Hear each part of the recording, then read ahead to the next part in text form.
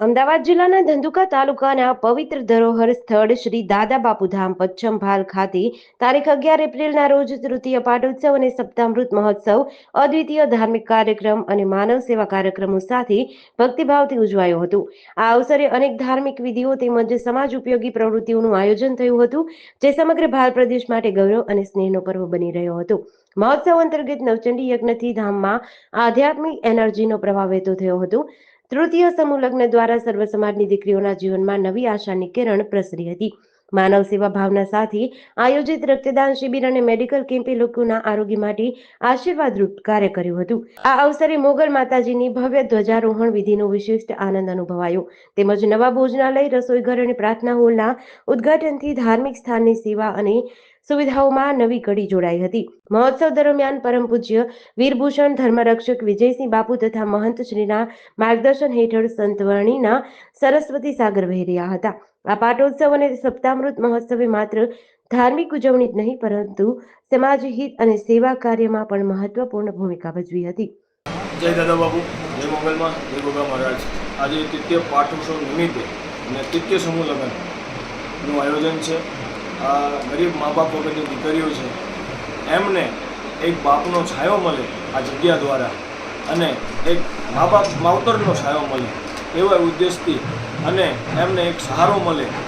ભાઈ તરીકે હું સહારો આપું છું, અને બાપ તરીકે જે ઉપર દાદા બેઠા છે એ આપે છે, અને મા બાપ માવતર તરીકે આ જગ્યામાંથી એમને અમે ખૂબ રાજી કરીને કાર્યક્રમની અંદર 18 વરણ 18 સમાજના લોકો આમાં સામેલ થયા છે, અને દરેક સમાજ અમારા સાથે જોડાયેલો છે, અને આમાં દીકરીઓ પણ દરેક સમાજની છે।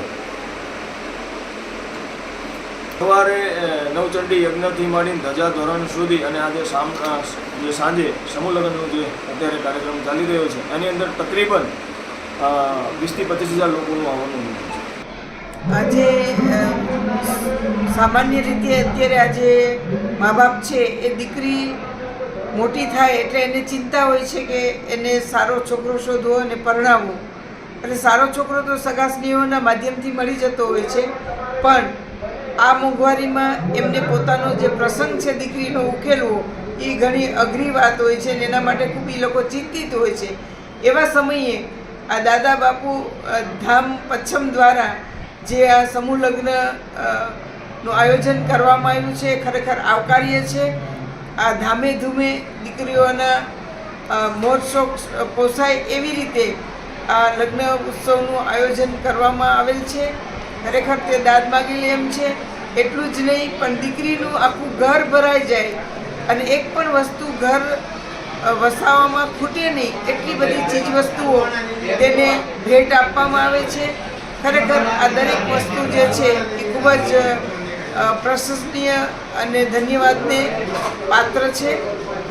અમે પણ દર વર્ષે અમારી શ્રી પ્રજ્ઞાચક્ષુ મહિલા સેવા કુંજ દ્વારા અંધ દીકરીઓને રસોઈ ઘરકામની સંપૂર્ણ તાલીમ આપી અને યોગ્ય મુહૂર્તો શોધી અને તેના લગ્ન કરીએ છીએ। અત્યાર સુધીમાં અમે 250 અંધ દીકરીઓના લગ્ન કર્યા છે। આવી રીતે દરેક સમાજ દ્વારા, સેવાભાવી સંસ્થાઓ દ્વારા અને જ્ઞાતિઓની કક્ષાએ જે લગ્નો થાય છે એમાં ખરેખર જે મા બાપોની ચિંતા છે એ ટળી જાય છે। આવા જે સમાજસેવી શ્રેષ્ઠીઓ છે એને હું ખરેખર હૃદયપૂર્વક ધન્યવાદ પાઠવું છું। જેડીસી ન્યૂઝ સાથે CK બારડ, ધંધુકા।